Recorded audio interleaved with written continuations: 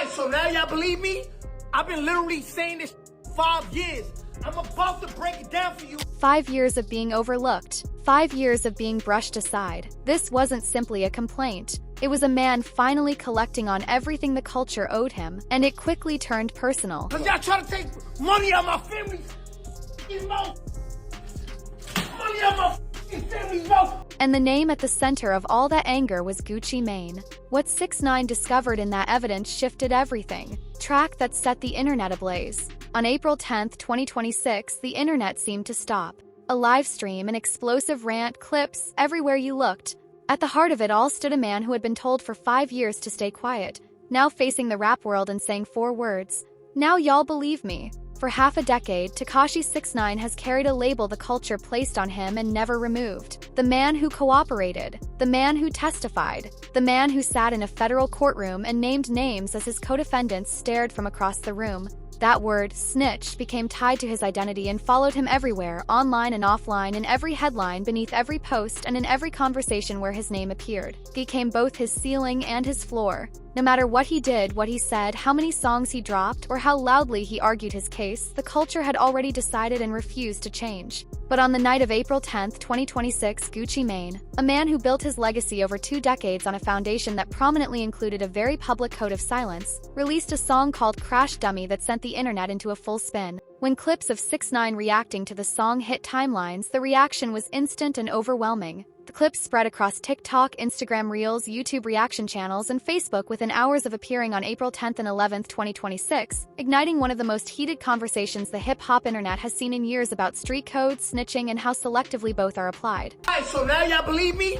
I've been literally saying this 5 years. I'm about to break it down for you. Those 6 seconds quickly became the most talked about audio of the week. But before diving into the full chaos of what 6ix9ine said during that stream, before examining every piece of evidence he showed and each point he argued, we have to return to the start. We need to understand what Crash Dummy was, why it was created, and what happened on January 10, 2026 that made a track like that possible in the first place. Gucci Mane stands as one of the key builders of trap music. As the founder of 1017 Records, he created a label that launched careers, shaped legacies, and became a starting point for some of the most influential Southern hip-hop artists of the past 15 years. Calling him an institution is not an exaggeration. It simply describes the role his presence has played in the culture. One that clip was taken from old footage and replayed on 6ix9ine's stream as if it were being presented as evidence. Gucci Mane spoke in his own voice, clearly explaining what he believed in, and that wasn't all. Yeah, I ain't gonna tell nobody, not even the police. I don't believe it. There it was, clearly captured on camera. Gucci Mane declaring he would never cooperate under any situation, not with anyone, not with law enforcement. He said this was the code he lived by, the rule he had set for himself in public for years. 6ix9ine later summed up that old clip with just 5 words, and it said it all, because a lot changed between that moment and April 2026. A studio robbery in Dallas, a federal indictment naming 9 people, and a diss track the internet quickly labeled as one of the clearest examples of hypocrisy the genre had seen in years. The story begins on January 10, 2026, when a business meeting was set at a Dallas music studio. The meeting was arranged between Gucci Mane and one of his 1017 Records artists, Pushuristy. Born Lantrell Williams Jr. Pushuristy had already served federal time for a previous gun conviction, then returned home and released music that showed he had not missed a beat. He was active, recording, and by most accounts living the kind of comeback story the culture celebrates after prison. But he wanted out of his contract with Gucci's label. According to federal prosecutors, the way he and his crew tried to get out was not through meetings, lawyers, or negotiation. It was through kidnapping. Prosecutors claim that inside the Dallas studio, Pushuristy, his father, fellow rapper Big 30, and 6 others walked into what Gucci believed was a real meeting and turned it into an armed robbery. They allege that once the victims were inside, Pushuristy pulled out a weapon, held it to a victim, and forced the signing of documents releasing him from the label deal. The group then allegedly took jewelry, watches, and cash. One victim was reportedly choked. The door was blocked. No one was allowed to leave until the documents were signed. Case included detailed evidence, studio surveillance, phone records, ankle monitor location data from Shuristy's home confinement in his earlier federal gun case, fingerprints, and social media posts where members of the group allegedly showed the stolen items afterward. This was not online gossip. It was a federal criminal complaint backed by physical and digital proof. On April 1, 2026, Pooh Shiesty, his father, Big 30, and 6 others were arrested on federal kidnapping and conspiracy charges. 8 of the 9 were taken into custody across Dallas, Memphis, and Nashville. The United States Attorney's Office held a press conference announcing federal kidnapping charges against multiple recording artists at once. That shows the scale of what was unfolding. 8 of the 9 were arrested yesterday in Dallas, Memphis, and Nashville. These individuals who are charged and arrested include Lontrell Williams Jr., also known as Pooh Shiesty. Bond was refused for several co-defendants. Pooh Shiesty remained in federal custody in Dallas, and Gucci Mane, who was mentioned in court papers as identifying Shiesty, publicly said he was not working with investigators or planning to testify. An FBI agent reportedly confirmed they had not spoken with him directly. Still, only 9 days after those arrests, Gucci Mane stepped into the studio and recorded a song. Crash Dummy was produced by Zaytoven, Gucci's longtime collaborator and the mind behind many of Atlanta rap's most iconic beats. From the opening line to the final verse, the track clearly reflected what happened in that Dallas studio. Without saying Pooh Shiesty's name, Gucci described being lured into what he believed was a business meeting. He spoke about people taking advantage of his kindness. He labeled the attackers as crash dummies. In one of the song's most talked about lines, he pointed out that the man accused of robbing him was still signed to his label because documents signed under pressure at gunpoint are not a valid contract release. The reaction online was immediate and intense. Gucci's team insisted he had not helped law enforcement, that he was not testifying, and that releasing music about his own experience is not the same as meeting with prosecutors. His critics, and there were many, argued that publicly describing an active federal case in a song while suspects were still awaiting trial was another form of helping the case.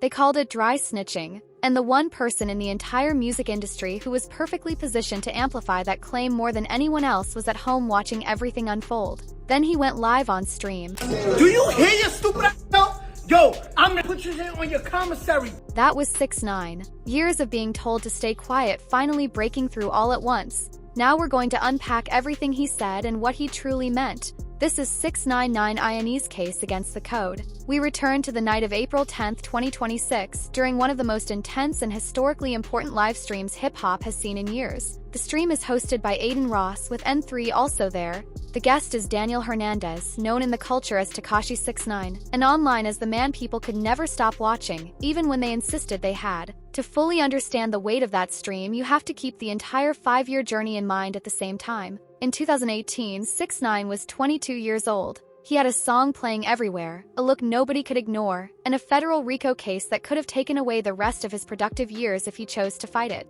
He cooperated with the government. He testified against his co-defendants in the 9 Trey Gangster Bloods case. He named names, shared details, and walked out of federal custody far earlier than the sentence he was facing. Culture answered with one of the strongest and longest rejections of a single artist in recent memory. He was blackballed, features disappeared, events refused to book him.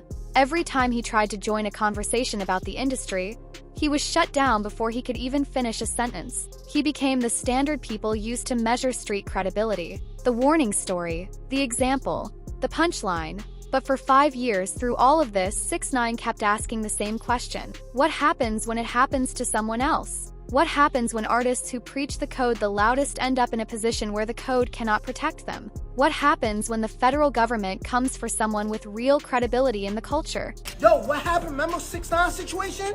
Y'all remember the 6ix9ine situation?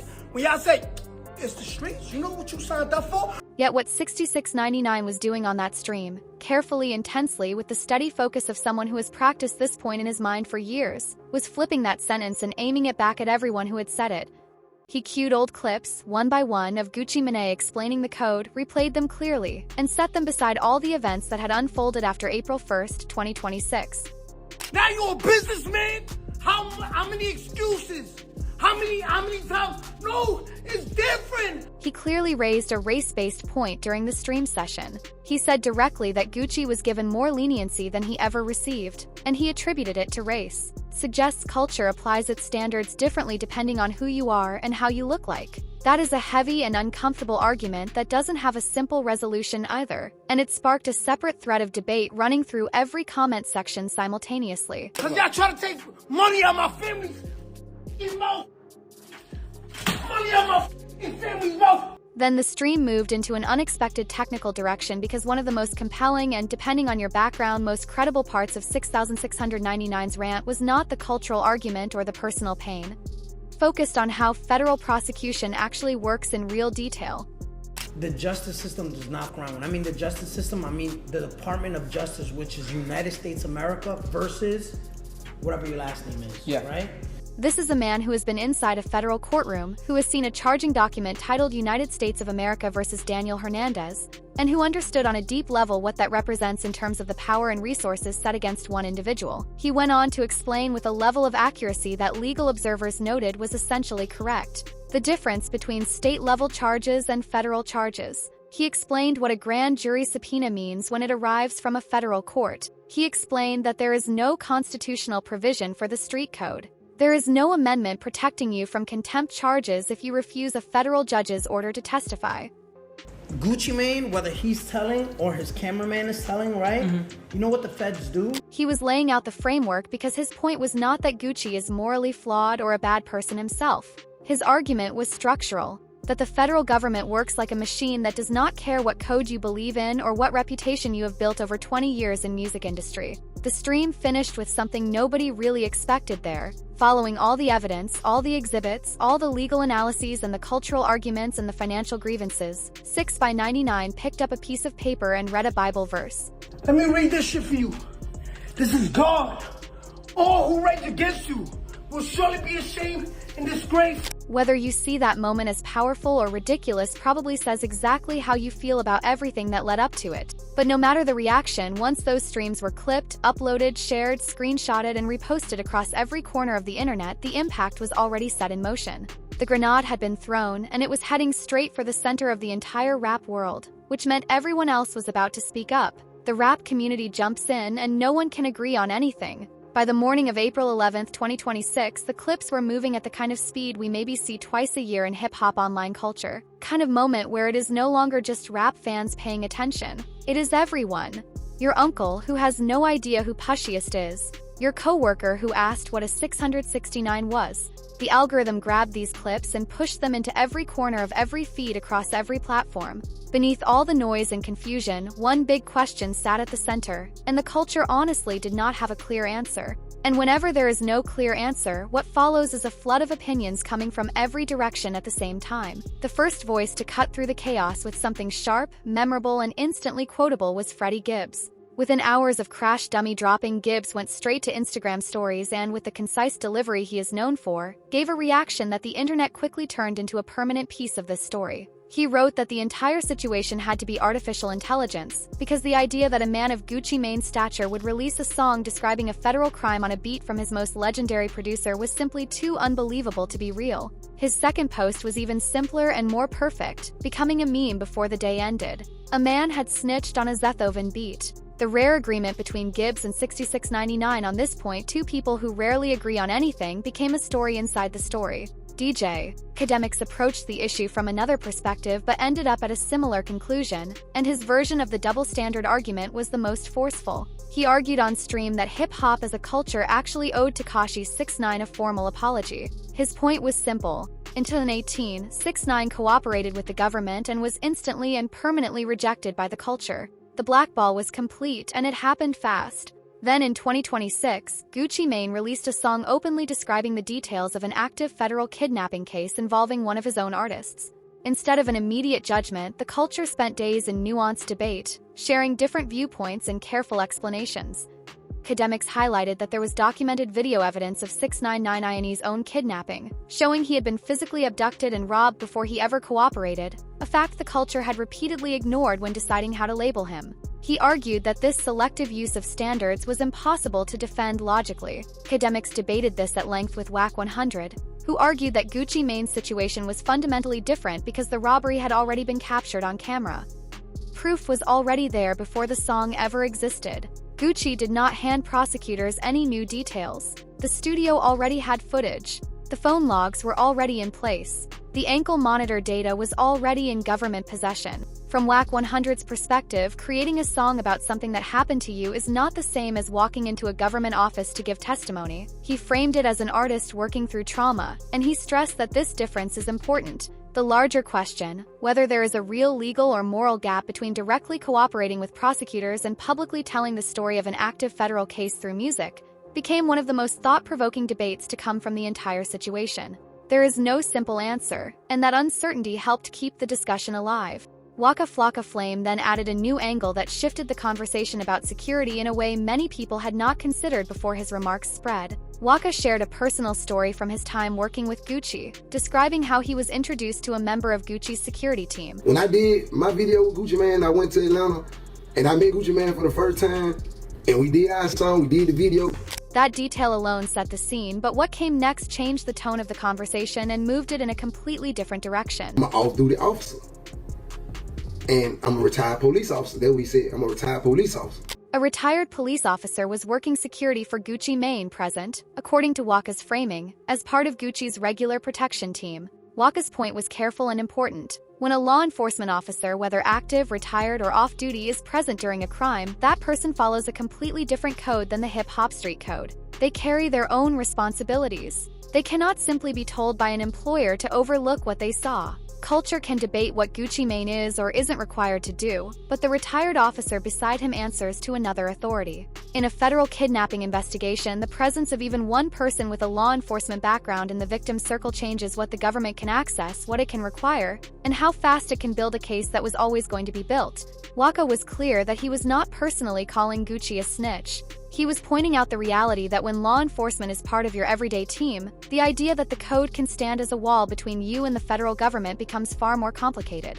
I don't like it for either side. You know what I'm talking about? Guwap most definitely didn't deserve that, and I don't want to see this for the little homie Pooh Shiesty, but Rick Ross looked at the situation strictly from a business perspective, and his response stood out because it stayed calm and measured while others loudly took sides. His point was really about preparation and proper process. If an artist wants to leave a recording contract, there are established ways to do it. There are attorneys, renegotiations, structured exits, buyout clauses, and standard industry tools designed to handle disputes between labels and artists. Those systems exist because these conflicts happen often, and the music business is complex with serious money involved, so formal paths have been built to resolve disagreements. Walking into a studio with weapons and demanding signatures at gunpoint is not negotiation. It is a crime, and choosing that path instead of the legal one brings consequences that go far beyond courtrooms, can destroy everything you work to rebuild. Boozy Badass's reaction became one of the most raw and human responses from the entire wave of reactions because it was recorded as he processed the news in real time. This is someone with his own history with the federal system. He understands the weight federal charges carry. Watching him sit with the information felt like watching someone move through a kind of grief they didn't fully know how to handle. He repeated the same 2 words 3 times, each one heavier than the last. 'Cause this was not a Twitter rumor. This was not industry gossip. This was the United States Attorney for the Northern District of Texas standing at a press conference. This is federal kidnapping. 9 people arrested across 3 cities. It doesn't get more real than this. And the people in the culture who understand what real truly means could sense it immediately. Honeycomb Brazy's comments pointed straight to what many observers saw as the real tragedy hidden beneath all the drama. Not the court outcome, not the debate about street code, but the wasted potential. The story of who Pooh Shiesty was before all of this happened. He didn't fail. He made it onto the charts. He had the cars, the tours, the lifestyle, and the comeback story the culture loves to celebrate. He had the full image of a man who had served his time, returned home, and proved he was still everything he once was. Every bit of it rebuilt from nothing. And then, according to everyone who shared some version of this argument, pride stepped in and took it all away. Pooh Shiesty, as of April 11, 2026, remained in federal custody with bond denied. And in one of those ironies that feels written for a movie instead of real life, he was still technically signed to Gucci Mane's 1017 Records contract he allegedly tried to escape through armed robbery had not been voided. The deal he allegedly forced signatures to undo was still legally active. The attempted robbery of a record deal ended with the artist still in the deal while facing federal kidnapping charges. That isn't commentary. That is simply the outcome. Gucci Mane has not responded to 6ix9ine's rant.